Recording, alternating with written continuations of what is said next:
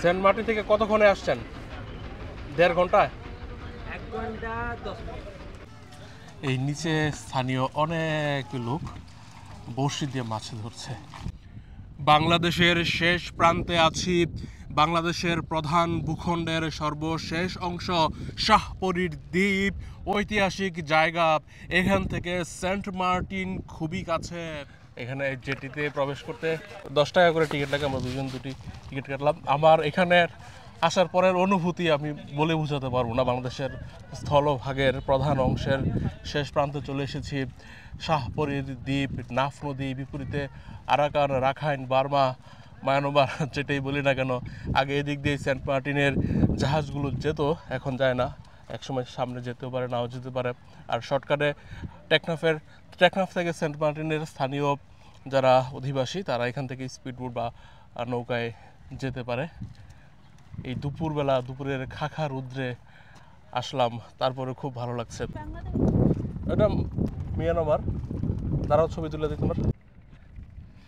এই জায়গার নাম শাহপরীর দ্বীপ কেন হলো সেটা নিয়ে একাধিক মত রয়েছে। তার মধ্যে একটি হচ্ছে শাহ সুজা, ভাগ্যহত মুঘল সম্রাট শাহজাহানের ছেলে আওরঙ্গজেবের ভাই, যখন বাংলা ভারতবর্ষ ছেড়ে জীবনের আশ্রয়ের জন্য এবং সাময়িক আশ্রয় শেষে মক্কা যাওয়ার উদ্দেশ্যে আরাকানে যাচ্ছিলেন, তখন এই পথে গিয়েছিলেন। সেজন্যই ওনার মেয়ের নামে পরী, শাহপরীর দ্বীপ। এটা একটা মত, এটার ভিন্ন মত রয়েছে। মূলত এই পথ দিয়ে যাক কিংবা টেকনাফের অন্য অঞ্চল দিয়ে যাক, টেকনাফ হয়েই শাহ সুজা পরিবার পরিজন, ওনার অনুগত সহচর সৈনিক ওদেরকে নিয়ে শাহপরীর দ্বীপে এই টেকনাফ হয়ে আরাকানে গিয়েছিলেন। উদ্দেশ্য ছিল আরাকান থেকে জাহাজে করে মক্কায় যাবেন বা ইরানে যাবেন অথবা তুরস্কে যাবেন, এরকম পরিকল্পনা ওনার ছিল। ঢাকা থেকে স্থলপথে ভুলুয়া বা নোয়াখালী যায়, স্থলপথ বা নৌপথে ভুলুয়া নোয়াখালী যান। সেখান থেকে আরেক জাহাজে করে, যেহেতু নোয়াখালীতে বা ফেনী নদী থেকেই আরেকটি রাজ্য, বাংলার বাহিরের আরাকান রাজ্য শুরু, সেখানে আরাকান রাজ্যের অনুমতি নিয়ে, আরাকান রাজের অনুমতি নিয়ে, রাজার অনুমতি নিয়ে জাহাজে উঠে চট্টগ্রামে যান। চট্টগ্রামের রেসাং পাহাড়, সেখান থেকে হেঁটে হেঁটে হেঁটে হেঁটে দীর্ঘ সময় নিয়ে এই টেকনাফ হয়ে আরাকানে পৌঁছান। এটা রিস্কি না? ওই পাশে আরাকান আর্মি আছে। এখান থেকে স্পিড বোটে যেত যারা যাওয়ার, বা ট্রলার ছাড়তো। এটা তো রিস্কি ট্যুরিস্টদের জন্য। লোকালটা তো যাচ্ছি, ওইখান থেকে গুলি করে দিল নৌপথে এসে। ওই যে দেখো গাংচিল উপরে উঠতেছে। ট্যুরিস্টদের জন্য বাইক কিংবা অটোরিকশা এলাও, এই যে একদম জেটি ঘাটের শেষ পর্যন্ত যাওয়ার। আমরা যেহেতু লোকাল একটি সিএনজিতে এসেছি, আমরা ওই পাশে আমাদেরকে নামিয়ে দিয়েছে। আমরা কিছুটা পথ এই সৌন্দর্য উপভোগ করতে করতে হেঁটে হেঁটে যাচ্ছি। যারা সেন্ট মার্টিনে গিয়েছেন, অসংখ্য মানুষ গিয়েছেন, তারা তো এই পথের সাথে পরিচিতই। যেহেতু এই জেটিটি সেই জাহাজ থেকে অতটা সবাই দেখতে পেত না খেয়াল না করলে।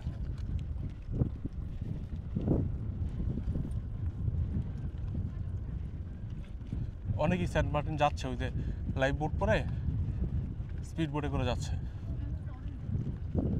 না, এখান থেকে অত দূর না। সেন্ট মার্টিন থেকে, টেকনাফ থেকে সেন্ট মার্টিন যাওয়ার সময় নদীতেই লাগতো 2 ঘন্টা, সাগরে 1 ঘন্টা, এরকম, বা 1.5 ঘন্টা। অর্ধেক রাস্তা কিন্তু এটা, অর্ধেক। এই যে বড় বড় বিশাল ট্রলারগুলো গভীর সমুদ্রে যায় মাছ ধরতে। এই ছোট স্পিড বোটে সেন্ট মার্টিন যাওয়া কত রিস্কি, অনেক অনেক বেশি রিস্কি। হ্যাঁ, দাঁড়ো।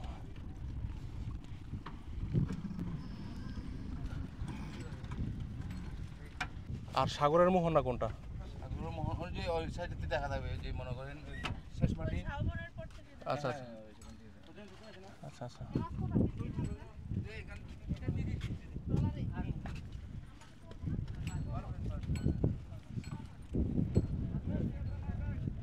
বাংলাদেশের পতাকা উঠছে পথ পথ করে। কি যে ভালো লাগে সীমান্তে দেশের পতাকা দেখতে। দারুণ দৃশ্য। এটি বর্ডার গার্ডের, বিজিবির পতাকা।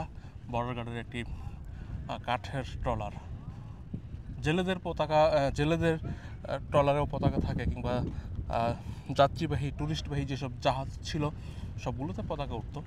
যে কোনো নৌযানই পতাকা উঠবে সীমান্তে।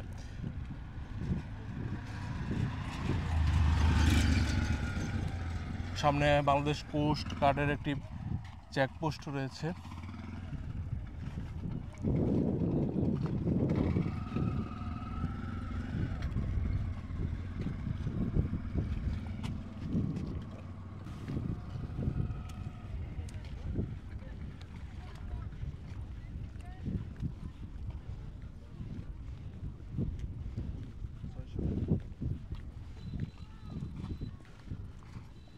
ওই এটার নাম কি? ওইখানে কি মানুষ থাকে না এমনি এটা বন? এটা বন, মানুষ থাকে না। ওইটা কি সাপ? আগে থাকতো, এখন থাকে না। ওইটা কি সাপুরের একদম শেষ? হ্যাঁ শেষ, এটা গুলাপাড়া বলে।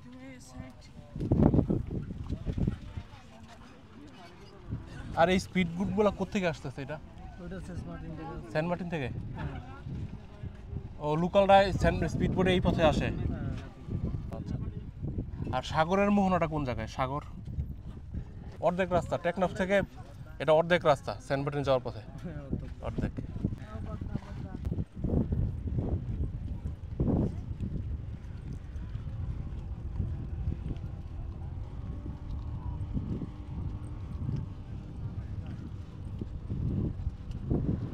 ও আপনার কি বড়শি দিয়ে মাছ ধরতেছেন? বাহ, নাফ নদীতে বড় মাছ পান? নাফ নদীতে বড়শি দিয়ে মাছ ধরছে।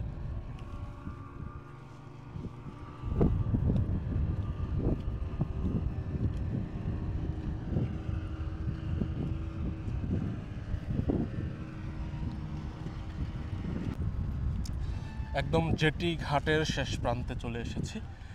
বাংলাদেশ কোস্ট গার্ডের এই নিচে স্থানীয় অনেক লোক বড়শি দিয়ে মাছ ধরছে। এই যেখানে একটি ছেলে সেই নীল জলরাশিতে মাছ ধরছে বসে বসে। এখানে রৌদ্রটা একটু কম, কিন্তু এই জায়গায় আসলে অবশ্যই সাবধানে থাকতে হবে। স্লিপ করে নিচে পড়লেই শেষ। ছোট মাছ আসবে না ভিডিওতে। চেকপোস্ট একদম সামনেই, টুরিস্টরা এসেছে প্রচুর। এখান থেকে অনেক দুঃসাহসী পর্যটকরা স্পিড বোটে সেন্ট মার্টিনে যাচ্ছে যায়। এখানে দোকানপাট স্ন্যাক্স রয়েছে। বা গ্লাসে পেছনের দৃশ্যটা সুন্দর লাগছে।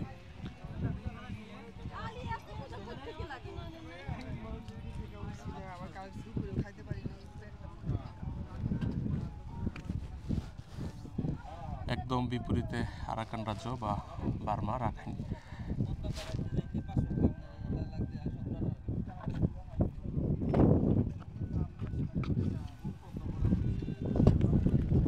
আচ্ছা ভাই, ওই নৌকাগুলো কোন দেশের? বাংলাদেশ না বার্মা?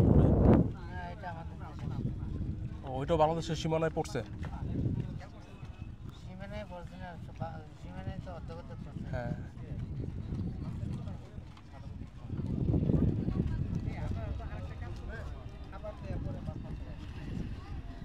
এই সাবধানে থেকো, এই পাশে আসো।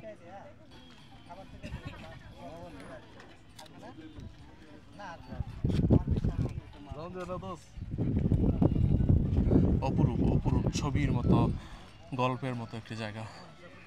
এই প্রথম আসলাম আমার জীবনে, আপনাদেরকে দেখালাম। অনেকেই হয়তোবা এখানে কখনো আপনাদের আশা হয়ে উঠবে না। আপনারা উপভোগ করে নিন প্রাণ ভরে দেশের এই বিশেষ জায়গাটি।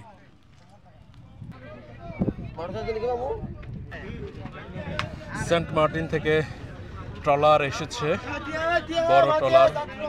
কিছু ট্যুরিস্ট আছে, অধিকাংশই স্থানীয় অধিবাসী। এখন তো নদী শান্ত, তারপর এটি দুঃসাহসী কাজ আমাদের মতো সিজনাল ট্যুরিস্টদের জন্য নিশ্চয়ই।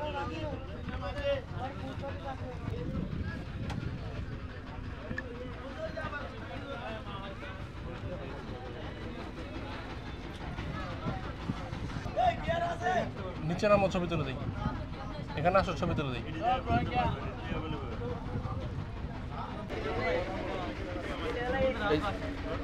সেন্ট মার্টিন থেকে কতক্ষণে আসছেন?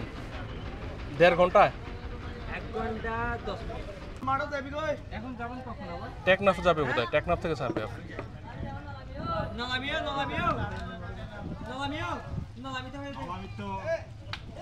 এখান থেকে সেন্ট মার্টিন খুবই কাছে, ট্রলারে 1.5 ঘন্টা, স্পিড বোটে আধা ঘন্টা লাগে। স্থানীয়রা এভাবেই চলাফেরা করে থাকে। সমুদ্র আর নাফ নদী কিছুটা ভাটিতেই মিলেমিশে একাকার। টেকনাফের 13 কিলোমিটার দক্ষিণে সাব্রাং ইউনিয়নের